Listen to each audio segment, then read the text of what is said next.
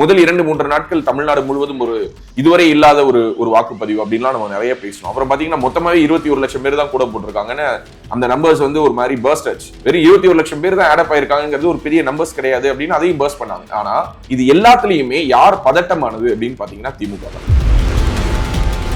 TRP ராஜா ஒரு tweet போட்டாரு, ஜெயிச்சாலும் தோத்தாலும் எப்பவுமே திமுக கார மாதிரி ஒருத்தன் வேலை பார்க்க முடியாது. சோ அங்கேயே அவங்களுடைய கான்பிடன்ஸ் லெவல் டிப் ஆயிடுச்சு அப்படிங்கிறது அவங்களுக்கு தெரிஞ்சிருச்சு. ஏன்னா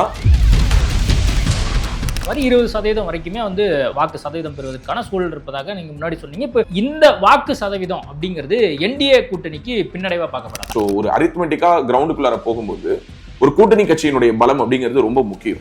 அது அதிமுகல அது ரொம்ப ஸ்ட்ராங்கா இருக்கிறத பார்க்க முடிஞ்சது. ஒரு உதாரணத்துக்கு அதிமுகவினுடைய கோட்டையாக கருதப்படக்கூடிய தொகுதிகளில் கூட இந்த முறை மாறி பாஜக போட்டிட்டு இருக்காங்க. ஒரு உதாரணத்துக்கு அவினாஷ் தொடர்ச்சியாக அதிமுக வென்ற ஒரு தொகுதி. அப்போ அங்க அதிமுகவும் பாஜகவும் சேர்ந்து ஒர்க் பண்றதை நம்மளால பார்க்க முடியுது. ஒரு திமுகங்கிற ஒரு கட்சி தொடங்கப்பட்ட 49லேருந்து 67 அவங்க ஆட்சியை பிடிச்சதுல இருந்து இன்னைக்கு வரைக்குமே திமுக வேணுமா வேணாமா இதுதான் மக்கள் கிட்ட வைக்கப்பட்ட கேள்வி. Do we need DMK or not? அதை மாத்தி இந்த ஏடிஎம்கேங்கிறதே வந்து அண்ணா திராவிட முன்னேற்ற கழகம் இல்ல, ஆன்டி டிஎம்கேங்கிறது தான் ஏடிஎம்கே. ஐபிசி தமிழ் நேயர்களுக்கு வணக்கம். இன்றைய சிறப்பு நேர்காணலில் நம்மோடு இணைந்திருக்கிறார் பேசு தமிழா பேசு ராஜவேல் நாகராஜன் அவர்கள். வணக்கம். வணக்கம். தேர்தல் முடிவுக்கு இன்னும் 5 நாள் தான் இருக்கு. சரி. தேர்தல் அந்த வாக்குப்பதிவு ஒரு மெசேஜை கொடுப்பதாகவும் இந்த ஒரு வாரத்தில் வந்து பல்வேறு செய்திகள் வரதை நம்ம பார்க்குறோம். கள நிலவரம் என்னவா இருக்குது அப்படின்னு சொல்லி ஆங்காங்கே வந்து பல்வேறு தரப்பட்ட செய்திகள் வந்துட்டு இருக்கு. உங்களுக்கு என்ன தகவல் கிடைக்குது? உங்களுக்குலாம் ஒரு தகவல் தான் எனக்கு. நானும் தமிழ்நாட்டில் தான் இருக்கேன். சரி, இட்ஸ் குட் எலெக்ஷன், காம்படிட்டிவான ஒரு எலெக்ஷன் நடந்திருக்கு. மக்கள் இவ்வளோ திரண்டு வந்து கிட்டத்தட்ட 85% போலிங் நடந்திருக்கு. ஸோ நல்ல விஷயம். மக்கள் ஜனநாயகத்தின் மேல் நம்பிக்கை வச்சு வாக்கு செலுத்தியிருக்கிறத பார்க்குறோம். ஸோ முதல்வர் வந்து கொடைக்கானலுக்கு போயிருக்காரு, அது அவருடைய கான்ஃபிடன்ஸை காட்டுது. எடப்பாடி பழனிசாமி சென்னையில் இருக்காரு, அது அவருடைய நிலைப்பாடை காட்டுது. உங்களுடைய தலைவர் திடீர் தலைவர் விஜய் வந்து இன்னைக்கு திருச்செந்தூர் போயிருக்காரு, அது அவருடைய அரசியல் நிலைப்பாடு. என்னுடைய திடீர் தலைவர்லாம் இல்லை, நான் கள நிலவரம் என்ன இருக்கோ அதை நம்ம வந்து பதிவு பண்ணலாம். களத்துல விஜயுடைய டர்ன் அவுட் மேசிவா இருந்ததுங்கிறத நான் மறுக்கல, அது எனக்குமே அது ஃபீல் ஆச்சு. பட் அன்ஃபார்ச்சுனேட்லி என்னன்னா நம்மளோட டீம் கூட சேர்ந்து நான் ஒர்க் பண்ண கான்ஸ்டியூன்சிஸ் எதுலையுமே வந்து விஜயோட ப்ரெசன்ஸை பெருசாக ஃபீல் பண்ணல. நாங்கள் எங்கள் டீம் வந்து கிட்டத்தட்ட தமிழ்நாடு முழுக்க நாங்கள் ஒரு 10-11 தொகுதிகளில் வேலை பார்த்தோம். ஒரு உதாரணத்துக்கு சென்னையில் வந்து வேளச்சேரி, அங்கே என்னோட விஜயோட ப்ரெசன்ஸை பெருசாக ஃபீல் பண்ண முடியல. ஸோ அங்கே வந்து ஃபைட் வந்து திமுகவுக்கும், அதாவது அதிமுகவுக்கும் திமுகவுக்கும் இடையில அலையன்ஸா அங்கே காங்கிரஸ் நின்னாங்க, இந்த பக்கம் அதிமுகவில் வேளச்சேரியில் அசோக் நின்னாரு. ஸோ நான் சொல்கிற கான்ஸ்டியூன்சிஸில் எங்கேயாவது நீங்கள் டிவிக்கு ஃபீல் பண்ணீங்களான்னு எனக்கு சொல்லுங்கள். ஓகே, ஸோ வேளச்சேரியில் நான் ஃபீல் பண்ணல, நீங்கள் ஃபீல் பண்ணீங்க. நம்ம நண்பர்கள்ட்ட கேட்கும்போது அவங்க வந்து வீட்டில் 8 ஓட்டு இருக்கு, 8 ஓட்டுல நாங்க 6 ஓட்டு டிவிகேக்கு போட்டோம், 2 ஓட்டு வந்து நாங்க வந்து பிஜேபி அதிமுக கூட்டணிக்கு போட்டோம், திமுக போட்டோம் சொல்றாங்க. பேசினவங்க அப்படி சொல்லிருக்கலாம், எனக்கு அப்படி சொல்லல. நான் ஒர்க் பண்ண இந்த கான்ஸ்டியூன்சிஸ்ல அப்படி சொல்ல. விஜய்க்கு வந்து ஓட்டு விழுந்திருக்கு. வேளச்சேரியிலையும் விஜய் ஓட்டு வாங்குவாரு. ஓகே, வேளச்சேரியில விஜயோட வேட்பாளர் குமார்னு நினைக்கிறேன், அவர் தான் கண்டெஸ்ட் பண்ணாரு, அவர் ஓட்டு வாங்குவாரு. ஆனா வேளச்சேரியில 3வது இடம் தான் வாங்குவாரு. அதே வேளச்சேரியில நான் ஒரு நண்பர்கிட்ட கேட்டேன், நான் இது நாள் வரைக்கும் நான் வந்து பிஜேபிக்கு தான் ஓட்டு போட்டிருக்கேன், பிஜேபி கூட்டணியாக இருக்கக்கூடிய அந்த கட்சிக்கு தான் ஓட்டு போட்டிருக்கேன், ஆனா என் குழந்தை கேட்டுச்சு, அதனால எங்க வீட்டுல நாங்க 2 பேர் வந்து குழந்தை கேட்டது சொல்லி ஒரு நபர் சொல்றாரு. குழந்தை கேட்டதுன்னு பொம்மை வாங்கி கொடுக்குறவங்க நார்மலான தகப்பன், குழந்தை கேட்டதுன்னு ஓட்டை மாத்தி போடுறவங்க அப்படிங்கிறவங்க அவங்கலாம் வந்து அப்நார்மல். அதாவது இந்த சொல்லுவாங்கல்ல, நீங்களாம் வந்து வேற லெவல், இந்த விக்னேஷ் சிவனையும் நயன்தாராவையும் சொன்ன மாதிரி தான். ஸோ குழந்தை கேட்டது அப்படிங்கிறதுக்காக ஒரு சாக்லேட் வாங்கி கொடுக்கலாம், குழந்தை கேட்குதுன்னு சொல்லி ஒரு டாய் வாங்கி கொடுக்கலாம். குழந்தை கேட்குது, ஒரு 5 வயசு குழந்தை 10 வயசு குழந்தை கேட்குதுன்னு சொல்லி ஓட்டை மாத்தி போடுறாங்க அப்படின்னா உண்மையாகவே அந்த பெற்றோர்கள் வந்து தங்களை தாங்களே அவங்க வந்து அனலைஸ் பண்ணி பார்த்துக்கணும்னு நான் நினைக்கிறேன். ஒரு குழந்தை கேட்டுதுங்கிறதுக்காக என்ன வேணாலும் பண்ணுவோமா? ஒரு குழந்தை கேட்குதுங்கிறதுக்காக ரோட்ல போற ஒருத்தனை தூக்கி போட்டு அடிக்க முடியுமா, மிதிக்க முடியுமா, பண்ணுவோமா? பண்ண மாட்டோம்ல. ஸோ அப்போ நமக்கு தெரியுது குழந்தை கேட்டா என்ன செய்யணும் அப்படிங்கிறது ஒரு லிமிட் இருக்குதான் நான் பாக்குறேன். இதுக்கு முன்னாடிலாம் வந்து பெரியவங்க சொல்லி பசங்கள்லாம் வந்து வாக்களிச்சாங்க, இப்போ குழந்தைங்க சொல்லி இளைஞர்கள் சொல்லி வீட்டுல இருக்கிறவங்க வாக்களிக்கிறாங்க. 18 வயசுக்கு மேலதான் ஓட்டு போடணும் அப்படிங்கிற ஒரு அந்த ஒரு லீகல் ரைட்ஸ் இருக்கு இல்லையா, ஒரு கான்ஸ்டியூஷன் கொடுத்துருக்கக்கூடிய அந்த உரிமை இருக்கு இல்லையா, ஜனநாயக உரிமை இருக்கு இல்லையா, அது ஏன் கொடுத்தாங்கிறது உங்களுக்கு தெரியும். 21 வயதாக இருந்தது 18 வயதாக மறுசீரமைப்பு பண்ணி உருவாக்குனது ராஜீவ்காந்தி காலகட்டத்தில் தான். அது 18 வயசு ஆக்குனாங்க. 21 வயதுங்கிறதே ஏன் வச்சிருந்தாங்க? இப்ப பெண்ணுக்கு திருமண வயது 21 ஆட்டோக்கு பின்னாடி எழுதி போடுறோம். தமிழ்நாடு முழுக்க பெண்களுக்கு 21 வயசு வரைக்கும் திருமணம் ஆகாம இருக்குதாங்கிறது கேள்வி. 21 வயசுலயும் திருமணத்துக்கு மென்டலி பிசிக்கல் ஏஜ் தான் நம்ம சொல்றோம். Mental ஏஜ்ங்கிறது differs.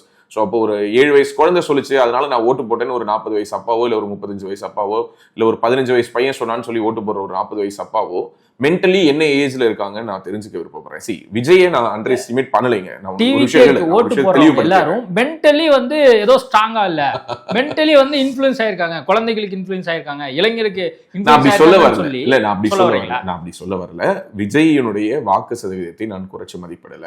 நான் அதுக்கு தான் உங்களுக்கு ஒரு எக்ஸாம்பிள் சொல்ல வந்தேன். இப்ப வேலைச்சேரின்னு சொன்னேன், நீங்க அதுல இருந்தே உடனே பதறி அப்படியே ரூட்டை மாத்திட்டீங்க. நான் அடுத்த தொகுதி சொல்றேன். அடுத்த தொகுதி சொல்றேன். இப்ப ஆலந்தூர் எடுத்துப்போம். ஓகே, இப்ப ஆலந்தூர் தொகுதியில என்னால விஜயோடைய வேட்பாளர் யாருன்னு என்னால களத்துல பார்க்க முடியல. ஓகே, சோ என்னால பார்க்க முடியல. ஒரு உதாரணத்துக்கு சொல்றேன். அப்படியே நான் உங்களுக்கு கட் பண்ணி நான் அடுத்த கான்ஸ்டியூன்சி சொல்றேன். சென்னையில இருந்து அப்படியே நான் டெல்டாக்கு போறேன்.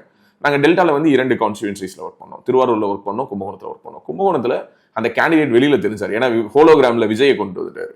விஜய் வந்து திடீர்னு அங்க வந்து, ஏன்னா விஜய் நேர்ல வர முடியாது, விஜய் வர வைக்கிறது கஷ்டம். ஸோ ஜெயிச்ச பிறகும் விஜய் வந்து ஹோலோகிராம்லயே ஆட்சி நடத்துவாரா அப்படிங்கிற கேள்வி எல்லாம் இருக்குது. அது வேற விஷயம். பட் இருந்தாலும் ஹோலோகிராம்ல விஜயை கொண்டு வந்ததுனால அவர் வெளியில தெரிஞ்சாரு. அங்க அந்த வேட்பாளருடைய ஒரு பிரசன்ஸை ஃபீல் பண்ணோம். இருந்தாலும் கும்பகோணத்திலும் அவங்களுக்கு 3வது இடம் தான். அதே போலதான் திருவாரூர்ல எனக்கு கேண்டிடேட் யாருன்னே தெரியல. வேட்பாளர் அங்க முகம் இல்ல, விஜய் தான் முகம். விஜய் முகமா இருந்தாலும்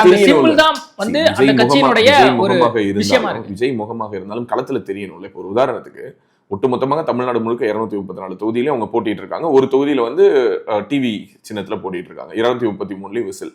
இந்த 233லயும் ஒரு குட் ஒரு ஓட் பர்சன்டேஜ் அவங்க கெயின் பண்ணிருக்காங்க. நான் அதை மறுக்கவே இல்லை. மறுபடியும் சொல்றேன், விஜயனுடைய பர்சன்டேஜ் அப்படிங்கிறது எல்லோரும் கணிப்பது போல 20% கீழே இல்ல, 20%க்குள்ளார அது இல்ல. Okay, 200% sure 20 தாண்டாது. அந்த 20 தாண்டதுங்கிறது இவங்க எல்லோரும் சொல்வது போல தமிழ்நாட்டினுடைய 2 பிரதான கட்சிகளையும் அசைச்சு பார்த்து அந்த கட்சிகளுடைய இருப்பையே காலி பண்ற அளவுக்கு எடுத்திருக்காரா இல்லையாங்கிறது நம்ம இன்னொரு 5 நாள்ல தெரிஞ்சுக்க போறோம். நான் அவருக்கு ஒரு 20 to 25%க்குள்ளார அவருடைய ஓட் பர்சன்டேஜ் இருக்கும் அப்படிங்கிறதா என்னோட கணிப்பு. நான் தேர்தலுக்கு முன்பாகவே நான் 18 to 22% தான் நான் சொல்லியிருந்தேன். என்னோட பேட்டிகள்லாம் பாத்தீங்கன்னாலுமே தெரியும். ஸோ 18 to 22% சொன்னேன். இப்போ அதை நான் 20%க்கு மேல ஒரு 20 to 25% வரை அவர் வாக்குகள் வாங்கலாம் அப்படிங்கிறது என்னுடைய கணிப்பு. மறுபடியும் சொல்றேன், இது தமிழ்நாட்டினுடைய ஆவரேஜ். எல்லா தொகுதிகளிலும் அவர் 20% வாங்குவாரா அப்படின்னா இட்ஸ் எ கொஸ்டின். என்னுடைய கணிப்பு சரின்னா தமிழ்நாட்டில் 234 தொகுதி இருக்கு. ஒரு 10% கான்ஸ்டியூன்சில அவர் 10,000 to 15,000 வாக்குகள் அவ்வளவுதான் வாங்குவார். மீதம் இருக்கக்கூடிய ஒரு 20 to 30% கான்ஸ்டியூன்சி, அதாவது 80 தொகுதிகள் வரைக்கும் அவருடைய வாக்கு சதவீதம் அப்படிங்கிறது ஒரு 20 to 25,000 இருக்கும். ஒரு 100 தொகுதிகளில் அவருடைய வாக்கு சதவீதம் அப்படிங்கிறது ஒரு உதாரணத்துக்கு சொல்லணும்னா ஒரு 50 to 60,000 வாக்குகள் வரைக்கும் அவர் கிராஸ் பண்ணலாம். ஒரு உதாரணத்துக்கு சென்னையிலே எடுத்துப்போமே, சென்னையினுடைய புறநகர் கான்ஸ்டியூன்சி, இப்போ சோழிங்கநல்லூர் இருக்கு. Sholinganallur one of the biggest constituency. கிட்டத்தட்ட 4.5 லட்சம் மக்கள் ஓட்டு போட்டிருக்காங்க. 200% 1 லட்சம் ஓட்டு டிவிக்கு விழுந்திருக்கும். 1 லட்சம் ஓட்டு அவங்க வெல்லாமல் போகலாம் தமிழ்நாடு முழுக்க. ஆனா அதிகமாக அவங்க வாக்கு வாங்கின ஒரு கான்ஸ்டியூன்சியா சோழிங்கநல்லூர் இருக்கிறதுக்கான வாய்ப்பு இருக்கு. சோழிங்கநல்லூர்ல வெற்றி தோல்வி, அதிமுக எந்த இடம், சிட்டிங் எம்எல்ஏ அரவிந்த் ரமேஷ் எந்த இடம், ஈசிஆர் சரவணன் எந்த இடம், இது தெரியாது. ஆனா 1 லட்சம் ஓட்டு வாங்கியிருக்காங்களா? நான் வாங்கியிருக்காங்க. ஸோ சோழிங்கநல்லூர்ல அவங்களோட பிரசன்ஸை ஃபீல் பண்ணேன்னு சொல்றேன். அதே விஜய் தான், அதே சிம்பிள் தான். சோழிங்கநல்லூர்ல வெளியில தெரிஞ்ச சரவணன் மாதிரி வேளச்சேரியில வந்து குமாரால தெரிய முடியல. ஆலந்தூர் கேண்டிடேட் யாருன்னே பேரே தெரியல. ஸோ இந்த மாதிரி கேண்டிடேட் தேர்வுல விஜய் இன்னும் கொஞ்சம் ஃபோக்கஸ் பண்ணியிருந்தா, அவர் கட்சியில அவருக்காகவே உழைச்ச முகங்களுக்கு வாய்ப்புகளை கொடுக்காம எங்கேயோ நகை அடகு பிடிக்கிறவரை கொண்டு வந்து, அவர் ஒரு செட்டியார் கட்சி வச்சிருந்தாரு, ஏதோ ஒரு செட்டியார் கட்சி வச்சுட்டு திமுகவுக்கு போஸ்ட் அடிச்சு ஓட்டிட்டு இருந்தவரை கொண்டு வந்து வேட்பாளர் ஆக்குறது, இந்த முஸ்தபா மாதிரியான ஆட்களை வேட்பாளர் ஆக்குறது, அவரை கூட நான் ஒத்துப்பேன். ஏன்னா கொஞ்சம் லாயலா விஜய்க்காக சண்டையாவது போட்டார், அதுக்காக முஸ்தபாவை வேட்பாளர் ஆக்குனதை கூட நான் ஏத்துக்கிறேன். பட் திடீர்னு வந்த மாற்று கட்சியிலேருந்து வந்தவங்களுக்கு எல்லாம் வேட்பாளர் ஆக்குனதனுடைய விளைவு விஜயனுடைய பெர்சன்டேஜ் ரெஸ்ட்ரிக்ட் ஆயிருக்கதா பாக்குறேன். இதை வந்து நான் வந்து பாஜக ஆதரவாளராகவோ அல்லது வந்து அதிமுக ஆட்சி அமைக்கணுங்கிற விருப்பத்தின் அடிப்படையிலே சொல்ல, விஜயனுடைய டீம் ரொம்பவே எக்ஸ்ட்ராடனரியா இந்த எலெக்ஷன்ஸை ஃபேஸ் பண்ணியிருக்காங்க. கடைசி வரை அவங்க களத்துல நிக்கிறத நான் பார்த்தேன். இப்போ நான் சோழிங்கநல்லூர் தொகுதிக்கு உட்பட்ட பகுதியில தான் நான் வசிக்கிறேன். ஸோ எங்க வீட்டுக்கு பக்கத்திலே 100 மீட்டர்ஸ்ல ஒரு பூத் இருக்கு. நான் அங்க போகும்பொழுது, நான் அங்க பார்க்கும் பொழுது களத்தில் கடைசி நிமிடம் வரை அதிமுக திமுக எப்படி நிற்பாங்களோ அதே மாதிரி அவங்களும் நின்னதை என்னால பார்க்க முடிஞ்சது, which is a good sign. நீங்க ஆரம்பத்துல சொன்ன மாதிரி 20% வரைக்குமே வந்து வாக்கு சதவீதம் பெறுவதற்கான சூழல் இருப்பதாக நீங்க முன்னாடி சொன்னீங்க. இப்போ 25% வரைக்குமே போலாம் அப்படிங்கிற ஒரு கருத்து. பெஸ்ட் கேஸ் 25, வர்ஸ்ட் கேஸ் 20 வரைக்கும், 18ல இருந்து 20 வரைக்கும். இப்போ இந்த வாக்கு சதவீதம் அப்படிங்கிறது என்டிஏ கூட்டணிக்கு பின்னடைவா பார்க்கப்படாதா? எப்படி பார்க்கப்படும்? அதுக்கான லாஜிக் சொல்லுங்க. இப்போ என்னன்னா, விஜயுடைய கோர் ஓட்டர்ஸ், இப்போ நீங்க கேட்டீங்கல்ல, அதே மாதிரி நானும் நிறைய பேர்கிட்ட கேட்டேன். ஓகே, அதாவது ஒரு உதாரணத்துக்கு 2 நாட்களுக்கு முன்பாக நான் திருச்சியில் என்னுடைய நண்பர் ஒருவருடைய மரணத்துக்காக போயிருந்தேன். அங்கே ஒருத்தர் சந்திக்கிறேன். அவர் ஒரு 70 வயது. பாரம்பரியமான திமுக குடும்பத்தை சேர்ந்தவங்க. இன்னும் சொல்ல போனா அறிஞர் அண்ணா அவர்கள் திருச்சி விசிட் பண்ணாருன்னா அவங்க வீட்டுல தான் தங்குவார். அந்த அளவுக்கு பாரம்பரியமான திமுக காரர். 70 வயது. அவர் சொல்றாரு யாருக்கு ஓட்டு போனீங்கன்னு கேட்டேன். எனக்கு ரொம்ப சர்ப்ரைஸா இருந்தது. ஓகே, அவர் சொன்னாரு டிவி கேக் போட்டேன். பாத்துங்க 70 வயசுக்காரர் டிவி கேக். ஆனா அவர் திமுக காரருங்கிறத நீங்க மறந்துட்டீங்க பாருங்க. அவர் அண்ணா திமுக காரர் இல்ல. நான் சொல்ல வர்றது என்னன்னா திமுக காரங்களே வந்து டிவி கேக் போடுறாங்க. யார் யாரெல்லாம் ஓட்டு போட்டாங்க. அதாவது அதிமுக அப்படின்னா அம்மாக்கு பின்பாக பெண்கள் ஓட்ட பெருசா கவரக்கூடிய கட்சியாக அதிமுக இல்ல அப்படிங்கிற ஒரு கருத்து சமதளத்துல வந்து பேசி நம்ம டீடைலாவே பேசலாமே. யார் யாரெல்லாம் டிவி கேக் ஓட்டு போட்டிருக்காங்க. விஜயுடைய ரசிகர்கள் போட்டிருக்காங்க, தாவிக தொண்டர்கள் போட்டிருக்காங்க, நீங்க சொல்ற மாதிரி இந்த வீட்டில் இருக்கக்கூடிய குழந்தைகள் சொல்லி கேட்கக்கூடிய பெற்றோர்கள் போட்டிருக்காங்க, இடைநிலை வயது நான் சொல்றது ஒரு 30s இருந்து இல்ல ஒரு 20s இருந்து 50s இருக்கக்கூடிய பெண்கள் ஓட்டு போட்டிருக்காங்க. அதுல ஒரு கணிசமான பங்கு அவங்களுக்கு விழுந்திருக்கு, மேஜர் ஷேர்னு கூட வச்சுப்போமே. பட் இது என்ன போட்டாலுமே அரித்மெட்டிக்ஸ் எப்படி ஒர்க் ஆகுது அப்படின்னா, பட் டிஎம்கே மேல ஒரு ஆன்டி இன்குபென்சி ஒரு 5 ஆண்டுகள் ஆண்டதுல அவங்க மேல இருக்கக்கூடிய வெறுப்பு அப்படிங்கிறது ஏதோ ஒரு பர்சன்டேஜ் இருக்குமா இருக்காதா? இருக்கும். ஸோ அந்த எதிர்ப்பு ஓட்டுகளை யார் அறுவடை பண்றாங்க? ஸோ டிவிகேவும் அதை ஏடிஎம்கேவும் ஈக்குவலா அறுவடை பண்றாங்க நான் எடுத்துக்கிறேன். என்னோட பெர்ஸ்பெக்டிவ் நான் சொல்றேன். ஸோ 2 பேரும் அதை சரிசமமாக பிரிக்கிறாங்கன்னு வச்சுப்போம். ஸோ இப்போ திமுக வாக்கு வங்கியிலேருந்து ஒரு 5% வெளியில வருதுன்னா அந்த 5% 2 கட்சிகளும் பிரதானமா பிரிச்சுக்கிட்டாங்கன்னா எங்க இந்த அரித்மெட்டிக்ஸ் கிரவுண்ட்ல ரிஃப்ளெக்ட் ஆகுது நான் பார்த்தேன்னா ஒரு இடத்துல கூட என்னால திமுகவும் திமுக கூட்டணி கட்சியினரும் இணைந்து பணியாற்றியதை என்னால பார்க்கவே முடியல. ஓகே, ஸோ ஒரு அரித்மெட்டிக்கா கிரவுண்டுக்குள்ளார போகும்போது ஒரு கூட்டணி கட்சியினுடைய பலம் அப்படிங்கிறது ரொம்ப முக்கியம். அது அதிமுகல அது ரொம்ப ஸ்ட்ராங்கா இருக்கிறத பார்க்க முடிஞ்சது. ஒரு உதாரணத்துக்கு அதிமுகவினுடைய கோட்டையாக கருதப்படக்கூடிய தொகுதிகளில் கூட இந்த முறை மாறி பாஜக போட்டிட்டு இருக்காங்க. ஒரு உதாரணத்துக்கு அவினாஷி தொடர்ச்சியாக அதிமுக வென்ற ஒரு தொகுதி. அப்போ அங்க அதிமுகவும் பாஜகவும் சேர்ந்து ஒர்க் பண்றதை நம்மளால பார்க்க முடியுது. ஒரு உதாரணத்துக்கு பாத்தீங்கன்னா இப்போ மதுரை தெற்குல வந்து பேராசிரியர் ராமசீனிவாசன் பிஜேபி சார்பில் நிற்கிறாரு. அங்க ஈவன் தோ பிஜேபிக்குள்ளார சீட்டு கேட்டவங்களுக்கு சீட்டு கிடைக்கல, அதுல சில வருத்தங்கள் இருக்கு, கூட குறைச்சு இருந்ததுங்கிறதெல்லாம் தாண்டி கூட்டணி கட்சியினருக்கு இடையில இருந்த ஒரு அலையன்ஸ் கோஆர்டினேஷன் அப்படிங்கிறது பெட்டரா இருந்தது. சோ தாவேகா இந்த மாதிரியான இடங்கள்ல எல்லாம் பின்தங்கி இருக்காங்க. சோ விஜய் அப்படிங்கிற ஒரு ஃபேக்டருக்கான ஓட்டு அது மட்டும்தான் உங்களுக்கான ஓட்டா இருந்திருக்கு. சோ நீங்க சொன்ன மாதிரி விசிலுக்கான ஓட்டு விஜய்க்கான ஓட்டு வேற. அதுக்குள்ளார ஐடியாலஜிக்காக நாங்க ஓட்டு போட்டோம், இல்ல நாங்க வந்து விஜய் சொன்ன இந்த தத்துவத்தால இம்ப்ரெஸ் ஆகி ஓட்டு போட்டோம், விஜய் வந்து இப்படி ஒரு ப்ராமிஸ் பண்ணாரு, வரணும்னு யாரும் ஓட்டு போட்ட மாதிரி தெரியலையே அப்படிங்கிற ஒரு சூழலும் இப்ப இந்த தேர்தல் அந்த வாக்குப்பதிவுக்கு பின்பாக அப்படியும் பேசப்படல. அதிமுக வரணும்னு ஓட்டு ஒரு மாற்றம் வேணும்னு மக்கள் நினைக்கிறாங்க. ஆனா அதிமுக ஆட்சி வரணும்னு யாரும் நினைச்ச மாதிரி ஒரு கள சூழல் இல்ல இருப்பதாக தெரியும். எப்போதுமே தமிழ்நாட்டினுடைய எல்லா தேர்தல் களமுமே திமுக வேணுமா வேணாமாங்கிறது மட்டும்தான் டிசைடிங் ஃபேக்டர். அது வந்து திமுக வந்ததுக்கு பிறகு திமுகங்கிற ஒரு கட்சி தொடங்கப்பட்ட 49 67 அவங்க ஆட்சியை பிடிச்சதுல இருந்து இன்னைக்கு வரைக்குமே திமுக வேணுமா வேணாமா இதுதான் மக்கள் கிட்ட வைக்கப்பட்ட கேள்வி. Do we need DMK or not? அதை மாத்தி இந்த ஏடிஎம்கேங்கிறதே வந்து அண்ணா திராவிட முன்னேற்ற கழகம் இல்லை, ஆன்டி டிஎம்கேங்கிறதா ஏடிஎம்கே. ஸோ திமுக வேணான்னு சொல்றவங்களுடைய சாய்ஸா ஏடிஎம்கே இருந்தது. இப்போ நீங்க சொல்ற லாஜிக் படி இப்போ சீமான் அப்படிங்கிறவர் ஒரு 1, 4, 6, 8ன்னு அவர் 8% ஸ்கோர் பண்ணிருக்காரு. அந்த 8% யாரோட ஓட்டு? அது முழுக்க அதிமுக ஓட்டுன்னு சொல்லுவீங்களா? அப்படிலாம் கிடையாது. திமுக ஓட்டுல இருந்தும் அவர் கணிசமான வாக்குகளை பிரிச்சிருக்காரு. திமுகவோடு கருத்தியல் ரீதியாக முரண்பட்டவங்களுடைய வாக்குகளும் யாரை நோக்கி வந்திருக்குன்னா சீமான் நோக்கி வந்திருக்கு. சோ நம்ம என்ன பண்றோம் அப்படின்னா ஒவ்வொரு வருஷமும் புதுசா அடாப்ட் ஆகக்கூடிய இந்த நியூ ஓட்டர்ஸ் இந்த தடவையுமே பாத்தீங்கன்னா முதல் 2-3 நாட்கள் தமிழ்நாடு முழுவதும் ஒரு இதுவரை இல்லாத ஒரு வாக்குப்பதிவு அப்படின்லாம் நம்ம நிறைய பேசணும். அப்புறம் பாத்தீங்கன்னா மொத்தமாவே 21 லட்சம் பேர் தான் கூட போட்டிருக்காங்கன்னு அந்த நம்பர்ஸ் வந்து ஒரு மாதிரி பர்ஸ்ட் ஆச்சு. வெறும் 21 லட்சம் பேர் தான் ஆடப் ஆயிருக்காங்கிறது ஒரு பெரிய நம்பர்ஸ் கிடையாது அப்படின்னு அதையும் பர்ஸ்ட் பண்ணாங்க. ஆனா இது எல்லாத்துலயுமே யார் பதட்டமானது அப்படின்னு பாத்தீங்கன்னா திமுக தான்.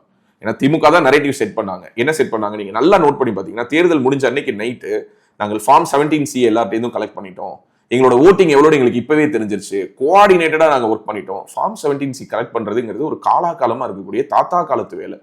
எல்லோரும் கலெக்ட் பண்ணுவாங்க, எல்லோரும் வாங்கி எவ்வளவு ஓட்டு பதிவாயிருக்கு அப்படிங்கிறத செக் பண்ணி அவங்களுடைய டேட்டாஸோட அது ஒத்து போதா, கரெக்டா அவ்வளவு ஓட்டு தான் பதிவாயிருக்கா அப்படிங்கிறத செக் பண்ணுவாங்க. இது ஒரு காலகாலமா இருக்கக்கூடியது.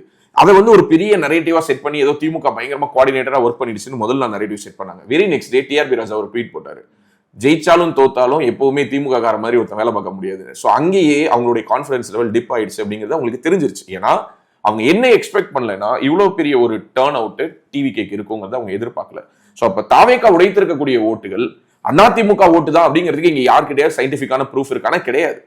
இன்னும் சொல்ல போனா மே 4ஆம் தேதி அன்னைக்கு இங்க நிறைய செஃபாலஜிஸ்ட், நிறைய தேர்தல் கணிப்பாளர்கள், அரசியல் விற்பனர்கள், அரசியல் மேதைகள், மாமேதைகள் இவங்களுக்கெல்லாம் வேலை இல்லாம போக போகுது. நிறைய பேருடைய வேலையை விஜய் ஒரே நாள்ல முடிச்சு வைக்கிறாரு. அதுல எனக்கு சந்தோஷம். நான் இப்பவும் அதான் சொல்றேன். இப்ப என்கிட்ட கேக்குறீங்க யார் ஆட்சி அமைப்பாங்கன்னு கேட்டா எனக்கு விருப்பத்தை தான் சொல்ல முடியும். என்னோட விருப்பம் தான் என்னுடைய கணிப்பா வரும். எனக்கு அதிமுக தான் ஆட்சி அமைக்கணும், அதிமுக அரசாங்கம் வரணும், என்டிஏ அரசாங்கம் வரணும், இது என்னுடைய விருப்பம். என்னுடைய விருப்பத்தை நான் சொல்லலாம் இல்லையா, அதுக்கு எனக்கு உரிமை இருக்கு இல்லையா. ஆனா களம் என்னவாக இருக்கும்ங்கிறது எனக்கு இல்ல, எடப்பாடி பழனிசாமி உட்பட, மு.க. ஸ்டாலின் உட்பட, தாவேகா தலைவர் விஜய் உட்பட யாருக்குமே தெரியாதுங்கிறது தான் கலை யதார்த்தம். அப்ப இந்த தேர்தல்ல விஜயனுடைய அலை வந்து அதிகமா இருக்கு. 200% இந்த தேர்தல் விஜயுடைய தேர்தல் தான், அதுல எந்த விதமான மாற்று கருத்தும் கிடையாது. This election is tailor made for Vijay.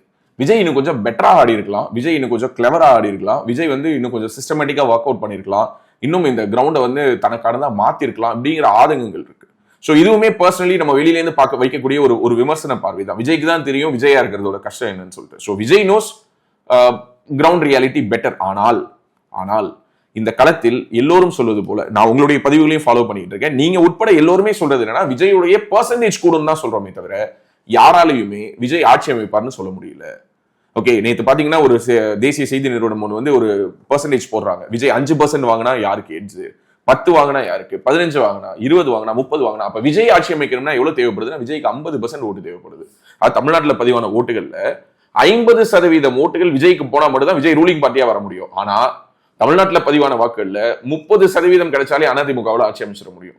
அதே 30-33% கிடைச்சாலே திமுகவில் ஆட்சி அமைச்சிட முடியும். ஆனா விஜய்க்கு மட்டும் ஏன் 50% தேவைப்படுதுன்னா அங்க அலையன்ஸ் பார்ட்னர்ஸ் இல்ல. விஜய்ங்கிற ஒரு சிங்கிள் ஃபேக்டர் எவ்வளவு புல் அவுட் பண்ணிருக்க முடியுங்கிறதுக்கு எல்லோருக்கிட்டையுமே ஒரு நம்பர்ஸ் இல்ல, ஒரு டெஸ்டடா இல்ல. மேபி இந்த தேர்தலுக்கு பிறகு விஜயனுடைய பலம் என்னங்கிறது மக்கள் உணர்றதுக்கான ஒரு சாத்தியம். ஆரம்பத்தில் நீங்க சொன்னீங்க மு.க. ஸ்டாலின் அவர்கள் வந்து கொடைக்கானல்ல இருக்காரு, திருச்செந்தூர்ல இப்போ காலையில விஜய் அவர்கள் வந்து போயிட்டு வந்துட்டு இப்போ திரும்ப சென்னையும் வந்துட்டாரு. இப்போ பாஜக காரங்களாம் எந்த கோயில் இருக்கீங்க, எந்த ஊர்ல இருக்கீங்க அப்படிங்கிற ஒரு கேள்வி பாஜக காரங்களே இப்ப கேட்க ஆரம்பிச்சு. 2 நாளைக்கு முன்னாடி அண்ணாமலை வந்து சுவாமிமலையில இருந்தாரு, சுவாமிநாத சுவாமியை போய் கும்பிட்டாரு. சோ மாநில தலைவர் வந்து சாத்தூர்ல இருக்காரு. மற்றபடி எல்லோரும் அவங்கவுங்க ஊர்களில் அவங்கவுங்க போட்டியிட்ட தொகுதிகளை ஒட்டி இருப்பாங்க. கோயம்புத்தூர்ல வானதியக்கா இருப்பாங்க, சென்னையில தமிழிசைக்கா இருப்பாங்க. வேற யார் எங்க இருக்காங்கன்னு சொல்லணுமா சொல்லுங்க. இந்த ஒரு வாரம் ஆஸ்வாசப்படுத்துறதுக்காக இப்போ ஒவ்வொரு தலைவர்கள் ஒவ்வொரு இடத்துக்கு போயிட்டு வராங்க. பாஜக காரங்க எல்லாம் எங்க போறாங்க, எங்க போயிருக்காங்க அப்படிங்கிற ஒரு பிரதான கேள்வி இருக்கு. ஏன்னா விஜயே வேலை பிடிச்சிட்டாரு, அப்ப பாஜக காரங்க சும்மா விடுவாங்களா? தமிழ்நாட்டு அரசியலை பொறுத்த மட்டில் ஒரு வேலை வச்சு ஒரு அரசியல் பண்ண முடியுங்கிறத நிரூபிச்சவர் நமக்கு பிடிச்சாலும் பிடிக்கலனாலும் அது சீமான் தான். சரியா, சீமான் தூக்குனதுக்கு பிறகுதான் வேலைக்கே ஒரு வேல்யூ போறீங்க. உண்மைதானே? நம்ம இன்னைக்கு முரண்பட்டு இருக்கலாம், அதுக்காக வந்து அவருக்கு கொடுக்க வேண்டிய கிரெடிட் நம்ம கொடுக்காம இருக்க முடியாதுல்ல. முதலாக தமிழ்நாட்டுல முருகன் வழிபாடு அப்படிங்கிறத, நான் அதுக்காக முருகரையே அவர் தான் கண்டுபிடிச்சாருன்னு சொல்லல, அவர் ஒரு முருகரை கண்டுபிடிச்சாரு, அது வேற விஷயம். அவர் ஒரு உருவம் கொடுத்தாரு, நான் அப்படி சொல்ல வரல. ஒரு வேலை ஒரு அரசியல் மேடையில் தூக்குனா அதுக்கு ஒரு வேல்யூ இருக்கு அப்படிங்கிறத சொன்னது சீமான் தான். வேல் யாத்திரை பாஜகவும் பண்ணாங்க, பாஜக ஆதரவாளராகவே இருந்தாலுமே எனக்கு அந்த கிரெடிட்டை பாஜகவுக்கு என்னால கொடுக்க முடியாது. அப்கோர்ஸ் சீமானால தான் அதோட ஒரு எமோஷனல் கனெக்டை கொடுக்க முடிஞ்சது. That is the true fact. Okay, so Seeman கொடுத்த அந்த ஒரு அதிர்வு வேல் அப்படிங்கிறது மக்களோட கனெக்ட் ஆகுது அப்படிங்கிறது. பிளஸ் உங்களுக்கு தெரியும் இன்னைக்கு வந்து சோசியல் மீடியால இன்னைக்கு முருகர் தான் ட்ரெண்டிங். ஓகேவா, ஸோ யார் வந்து இன்னைக்கு சோசியல் மீடியா சூப்பர் ஸ்டார்னு கேட்டீங்கன்னா முருகர் தான். ஸோ அதனால வந்து விஜய் எடுத்திருக்கதா நான் பார்க்குறேன். இதுக்கு பின்னாடி அவருடைய பக்தி கூட இருக்கலாம், எனக்கு அதை வந்து நான் சிறுமைப்படுத்த விரும்பல. பட் திருச்செந்தூர் அவர் போயிட்டு வந்திருக்காரு, அதுக்கு பின்னாடி ஒரு அரசியல் இருக்கா? அவர் வந்து ஜோசப் விஜய் அவர் ஏன் திருச்செந்தூர் போனார், இந்த மாதிரியான கேள்விகள் எனக்கு உடன்பாடு இல்லை. அவங்க அம்மாவும் அவங்க அப்பாவும் 6ஆம் கல்யாணம் அமிர்த கடேஸ்வரர் கோவில்ல திருக்கடையூர்ல வந்து பண்ணிக்கிட்டாங்க. அவர் காசியில மகாமகம் இதுல எல்லாம் போயிட்டு புஷ்கரணியில நீராடினாரு. அவர் தொடர்ந்து தன்னுடைய மத நம்பிக்கைகளை சொல்லிட்டு இருக்காரு. அவங்க அம்மா சாய்பாபா கோவில் கட்டியிருக்காங்க, அது விஜயோட ட்ரஸ்ட்லேயும் தான் அந்த கோவிலே கட்டியிருக்காங்க. அண்ட் அவருமே பாத்தீங்கன்னா தேர்தல் பிரச்சாரத்தோட நிறைவு நாள்ல சர்ச்சுக்கு போனாரு, இந்த பக்கம் மசூதிக்கு போனாரு, இந்த பக்கம் கோவிலுக்கு போனாரு. அவரும் எல்லா சர்வ மத ஒரு ரட்சகர் மாதிரி தான் தன்னை காட்டிக்கிறாரு. ஸோ அதனால எனக்கு அதுல பெரிய ஒப்பீனியன் இல்லைங்க. பட் வேல் தூக்குனா தமிழ்நாட்டுல அரசியல்ல ஒரு அடையாளம் இருக்கும் அப்படிங்கறத மக்களுக்கு கன்வே பண்ணதுல சீமானுக்கு ஒரு பெரிய பங்கு இருக்கிறதா நான் பாக்குறேன். இது அண்ணனுடைய இம்பாக்டா நான் பாக்குறேன். விஜய் அவர்களும் தூக்கி இருக்காரு, இது வந்து பாஜகவுக்கு ஒரு மெசேஜை கொடுக்குதா? ஏன்னா முருகர் மாநாடே நம்ம நடத்தணுமே மதுரையில, 7 படை வீடுகள் கொண்ட அந்த ஒரு காட்சியை வந்து நம்ம காமிச்சு மக்கள்லாம் லட்ச மக்கள் வந்திருக்காங்க, உணர்வு ரீதியான ஒரு விஷயம் அப்படிலாம் பாஜக பண்ணுச்சு. இதை மையப்படுத்தி அரசியலும் வந்து பேசப்பட்டுச்சு. தமிழ்நாட்டுல இந்த மாதிரி பாஜக மதத்தை வச்சு அரசியல் பார்க்க போறாங்க அப்படிங்கிற மாதிரி திமுக கூட்டணி கட்சிகள்லாம் இதை பத்தி பேசினாங்க. இப்போ கடைசியாக விஜய் அவர்களும் முருகரை வைத்து அரசியல் பண்ண பாக்குறாரா? இல்லைங்க, அந்த மாதிரியான ஒரு நீட் அவருக்கு இருக்கிறதா நான் பார்க்கல. ஏன்னா விஜயுடைய அக்செப்டன்ஸ் லெவல்ல நீங்க பாத்தீங்கன்னா இந்த தடவை வந்து திமுக ஒரு இடத்துல சக்சஸ்ஃபுல்லா வின் பண்ணிட்டாங்க. என்னன்னா விஜய அவங்களால ஒரு ஆன்டி முஸ்லிமாவோ அல்லது முஸ்லிம் ஓட்டுகள் மத்தியில இஸ்லாமிய வாக்காளர்களுக்கு விஜய் மேல ஒரு சந்தேகத்தை ஏற்படுத்துறதுல டு சம் எக்ஸ்டென்ட் திமுக வெற்றி பெற்றதா நான் பாக்குறேன். நீங்க ஒரு விஷயம் நல்லா நோட் பண்ணீங்களா, விஜய மத ரீதியாக எங்கேயுமே அதிமுக சிறுமைப்படுத்தல. விஜய அவருடைய பர்சனல் லைஃப் சார்ந்து எங்கேயுமே அதிமுக சிறுமைப்படுத்தல. அவருடைய அரசியல் ரீதியாக மட்டும் அதுவுமே அவரு கூட அவங்க அலையன்ஸ் ஏற்படுத்திக்கிறதுக்கு தான் முயன்றாங்க. அது ஒர்க் அவுட் ஆகலன்னு உடனே ஒரு கட்டத்துக்கு மேல விஜயும் விமர்சிக்கிறாருங்கிற பொழுது அவங்களும் விமர்சிச்சாங்க. எந்தெந்த இடங்களில் எல்லாம் விஜயை தாவேகாவை சிறுமைப்படுத்த முடியுமோ அந்த அத்தனை வேலையும் செய்தது திமுக தான். அதிமுக அதுல பெரிய ரோல் பிளே பண்ணவே இல்லை. டு சம் எக்ஸ்டென்ட் நாம் தமிழர் வந்து திமுகவினுடைய ஒரு துணை அமைப்பு மாதிரி தாவேகாவை காலி பண்ற வேலையை ஒரு பெய்டு ஹிடன் ஜாப் மாதிரியே அவங்க பண்ணிட்டு இருந்தாங்க. ஒரு ஹிட் ஜாப் மாதிரி அதை அவங்க எக்ஸிக்யூட் பண்ணாங்க. ஸோ நான் வந்து விஜய் வேல் தூக்குறத விமர்சிக்க வேண்டிய ஒரு நிலையில் நான் பர்சனலி இல்லை. அண்ட் பிஜேபியும் அது பண்ணாதுன்னு நான் நம்புறேன். ஏன்னா வேல் யார் தூக்குனாலும் பிஜேபிக்கு சந்தோஷம் தான். சீமான் தூக்குன போது பிஜேபி சந்தோஷம் தான் பட்டுது. ஸோ வேலை வந்து பிஜேபி வந்து ஒரு சிங்கிள் ஒரு அத்தாரிட்டிவ் ப்ராப்பர்ட்டி மாதிரிலாம் அவங்க பார்க்கறது இல்லை. வேலை யார் வேணாலும் தூக்கலாம். அவங்கள பொறுத்தவரை தமிழ்நாட்டில் ஒரு ஆன்மீக அரசியல்ங்கிறத யார் முன்னெடுத்தாலும், நாளைக்கு சங்கர் முன்னெடுத்தாருனாலும் அவங்க சந்தோஷமா முன்னெடுத்துப்பாங்க, ஏத்துப்பாங்க. அதை பத்தி அவங்களுக்கு எந்த விதமான அப்ஜெக்ஷனும் இல்லை. ஸோ அதனால வந்து விஜய் வேல் தூக்குனதை நாங்கள் ஒரு பாசிட்டிவான ஒரு விஷயமா தான் நான் பார்க்குறேன். விஜயனுடைய இம்பாக்ட் குறித்து எல்லாருமே வந்து நம்ம பேசிட்டு இருக்கோம். இதெல்லாம் வந்து கணித்து கொண்டு தான் வந்து அண்ணாமலை இந்த தடவை நான் வந்து போட்டியிடலை அப்படின்னு சொல்லிட்டாரோ? இல்லை, அப்படி பார்க்க வேண்டியதில்லை. அண்ணாமலையோட இம்பாக்ட் என்னங்கிறது நீங்களே பார்த்துருப்பீங்க. எனக்கு தெரிஞ்சு இந்த வாட்டிங்க தமிழ்நாட்டில் என்டிஏக்காக பிரச்சாரம் பண்ணதுல 2 பேர் தான் வெளியில தெரிஞ்சாங்க. ஒன்று எடப்பாடி பழனிசாமி. அஃப்கோர்ஸ் அவர் எக்ஸிஎம், அவரை இவர் கூட கம்பேரே பண்ண முடியாது. 4 ஆண்டுகள் தமிழ்நாட்டினுடைய முதல்வராக இருந்திருக்காரு. கிட்டத்தட்ட 40-50 வருட பொது வாழ்க்கைக்கு சொந்தக்காரரு. தமிழ்நாடு முழுக்க அவர் வந்து ஒரு பெரிய பிரச்சார பயணமே போனார். அதுக்கு அடுத்தபடியா தமிழ்நாட்டில் தேர்தலை முன்வைத்து ஒரே ஒரு தலைவருடைய பிரச்சாரம் தான் எடுபட்டுச்சுங்க. அது வந்து அண்ணாமலையோட தான். கிட்டத்தட்ட 92 பேருக்கு அவர் பிரச்சாரம் பண்ணியிருக்கதா டேட்டா சொல்லுது. ஸோ ஒரு நாளைக்கு 6 பாயிண்ட் 7 பாயிண்ட்லாம் பேசினாரு. ஒவ்வொரு ஊரிலும் அவர் எப்படி பேசினார், ஏன்னா நான் அவருடைய பிரச்சாரத்தை ஒரு 3-4 ஊர்ல லைவ்ல நான் இருந்து பார்த்தேன். கிரௌடு புல்லராகவும் இருந்தாரு. ஒரு மிகப்பெரிய அவர் வராருன்னா ஒரு மிகப்பெரிய ஒரு பூஸ்டா இருந்துச்சு. அங்க இருக்கக்கூடிய வேட்பாளர்கள் கட்சிக்காரங்களுக்கு ஒரு பூஸ்டா இருந்தது. நம்ம வந்து அந்த கிளாப்ஸ் மூலியமா அந்த வரவேற்பு மூலியமா நம்ம பார்த்தோம். பட் அது வந்து ஓட்டா கன்வெர்ட் ஆயிருக்கா அப்படிங்கிற சந்தேகம் இப்போ வந்து எழ ஆரம்பிச்சிருச்சுல்ல. ஏன்னா நீங்க சொன்னது மாதிரி அல்லது மற்றவங்க சொன்ன மாதிரி திமுக ஓட்டையும் பிரிச்சிருக்காரு, அதிமுக ஓட்டையும் பிரிச்சிருக்காரு, பாஜக காரங்க ஓட்டையும் பிரிச்சிருக்காரு அப்படிங்கிறதெல்லாம் நம்ம பேசுறோம். அதே நேரத்தில் அண்ணாமலைக்கான ஒரு ஆதரவு வட்டம் ஒன்று இருந்ததுல அவங்க ஓட்டும் விஜய்க்கு போயிடுச்சு அப்படிங்கிற பார்வை இருக்குல்ல. இது வந்து அண்ணாமலைக்கான தேர்தல் கிடையாது. இது வந்து நம்ம எப்போ இந்த கம்பேரிசன் பேசுறது ஃபேரா இருக்கும்னா, ஒரு பக்கம் அண்ணாமலை முதல்வர் வேட்பாளர், இன்னொரு பக்கம் விஜய் முதல்வர் வேட்பாளர், களத்துல 2 பேரும் நேருக்கு நேர் மோதுறாங்கன்னா அன்னைக்கு இந்த ஒப்பீடுங்கிறது சரியா இருக்கும். ஏன்னா இது வந்து தனக்கான தேர்தல் இல்லைங்கிறத அவர் டிக்ளேர் பண்ணிட்டு தான் வேலையே பார்த்தாரு. ஸோ இது எனக்கான தேர்தல் இல்லை, அதை வந்து அவர் முன்கூட்டியே கணிச்சிட்டாரா அப்படின்னு தான் நான் கேட்குறேன். இப்போ விஜய்க்கு இந்த அளவுக்கு இம்பாக்ட் இருக்க போதுன்னு அவருக்கு தகவல் தெரிஞ்சுதான் அவர் வந்து போட்டியிடாமல் போனதுக்கு காரணமும், அதே மாதிரி டெல்லி பாஜக இங்கே வினோத் செல்வமோ அல்லது எஸ்ஜி சூர்யாக்கோ வாய்ப்பு கொடுக்காததுக்கு காரணம் நம்ம வந்து மேபி வேற ஏதாவது திட்டம் வச்சு விஜயனோட இம்பாக்ட் தெரிஞ்சு கொடுக்காம போயிட்டாங்களா அப்படிங்கிற கேள்வியும் சந்தேகம் இல்லைங்க. இப்போ வினோஜை பொறுத்த வரைக்கும் உங்களுக்கு தெரியும், அவர் ஏற்கனவே மத்திய சென்னையில் போட்டியிட்டவர் தான். ஸோ எம்பி தேர்தலில் போட்டியிட்டாரு. மேபி புது நபர்களுக்கு வாய்ப்பு கொடுக்கலாம் அப்படிங்கிற மாதிரி யோசிச்சிருக்கலாம். பார்ட்டி அதுதான் அதிகபட்சமாக யோசிச்சிருக்க முடியும். அண்ணாமலை பொறுத்த வரைக்கும் அது அவரே எடுத்த முடியும். எஸ்ஜி சூர்யாவை பொறுத்த வரைக்கும் அவர் வந்து பார்லிமெண்ட் எலெக்ஷன்ஸ்க்கு தான் கண்டெஸ்ட் பண்றதுக்கு ரொம்ப தீவிரமா இருந்தாரு. அசம்பிளிக்கும் அவர் ஒர்க் பண்ணாரு. ஏன்னா பார்லிமெண்ட்ல ஒர்க் பண்ணிட்டு அடுத்த 2 வருஷத்துக்குள்ளார ஒரு அசம்பிளி எலெக்ஷன் இருக்கும்போது அதை நம்ம விட வேணாங்கிறதுக்காக ட்ரை பண்ணாரு. பட் பார்ட்டி இருக்கக்கூடிய சில முடிவுகள் என்னங்கிறது யாராலையுமே கமெண்ட் பண்ண முடியாது, இன்க்ளூடிங் மீ. ஸோ அதனால வந்து யாராலையுமே கமெண்ட் பண்ண முடியாதுங்கிற போது அதில் நான் கருத்து சொல்றதுல ஒண்ணுமே கிடையாது. ஆனால் அண்ணாமலை போட்டியிடாததற்கு காரணம் விஜயுடைய தாக்கத்தை அவர் உணர்ந்தா அப்படின்னு சொல்லி நீங்க கேட்டீங்கன்னா அப்படி கிடையாது. பர்சனலி நீங்க கேட்கறதுனால நான் சொல்றேன், அவருக்கு இந்த தேர்தலில் போட்டியிடுவதில் முதலில் இருந்தே அவருக்கு அதில் உடன்பாடு இல்லை. ஈவன் தோ பாஜக தனியா ஒரு அணி கட்டி அவர் நிறுந்தா கூட அவருக்கு அதில் கண்டெஸ்ட் பண்றதுல பெரிய இன்ட்ரெஸ்ட் இல்லை. அவர் சொன்னது என்னன்னா, மல்டிபிள் எலெக்ஷன்ஸ்ல நம்ம தொடர்ந்து கண்டெஸ்ட் பண்ணிக்கிட்டே இருக்கோம்.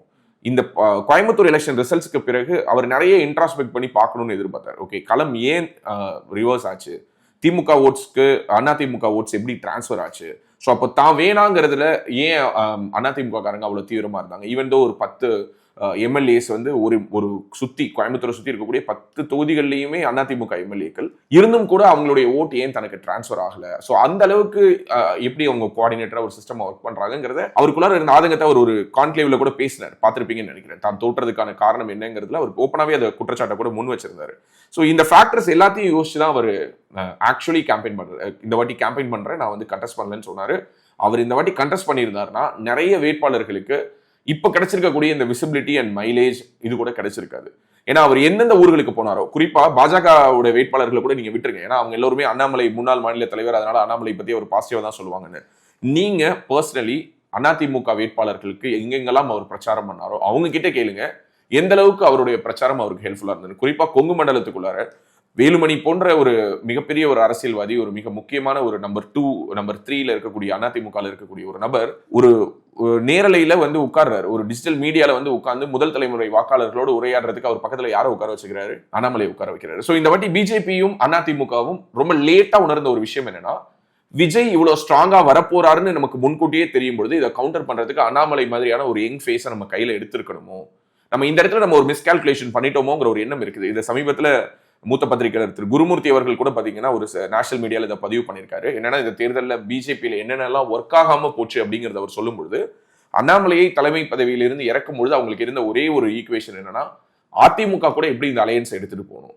ஈவன் ஒரு கட்டத்துக்கு மேல அதிமுகவை சேர்ந்த முக்கிய தலைவர்களே என்ன பேச ஆரம்பிச்சாங்கன்னா, அண்ணாமலை பிரச்சாரத்துக்கு வரணும், அண்ணாமலை பிரச்சாரத்துக்கு வரணும், அண்ணாமலை தமிழ்நாடு முழுக்க வர வைக்கணும், அதுக்கு என்ன பண்ணலாம். ஏன்னா இங்க விஜயை கவுண்டர் பண்ணணும். அந்த விஜய்க்கு முன்னாடி இருக்கக்கூடிய அந்த ஒரு யூத் ஃபோர்ஸை அவங்க ஒரு ரசிக மனப்பான்மையோடு திரண்டு நிற்கிறாங்க. இந்த பக்கம் ஒரு அரசியல் மயப்படுத்தப்பட்ட ஒரு இளைஞர்களை ஈர்க்கிறதுக்கான ஒரு வாய்ப்பு அண்ணாமலை கிட்ட இருந்தது. ஸோ நாளைக்கு ஃபியூச்சர் ஃபோர்காஸ்டாவே பார்த்தோம்னா அண்ணாமலை வெர்சஸ் விஜய் வெர்சஸ் உதயநிதி தான் இந்த களம் போறதுக்கான இந்த ஒரு மும்முனை போட்டிகளுக்குள்ளார இந்த களம் போறதுக்கான வாய்ப்பு தான் இருக்கு. ஏன்னா இவங்க 3 பேருக்கும் வயசு இருக்கு, இவங்க 3 பேருக்கும் களம் என்னன்னு தெரிஞ்சிருக்கு, 3 பேருக்கும் கட்டமைப்பு இருக்கு.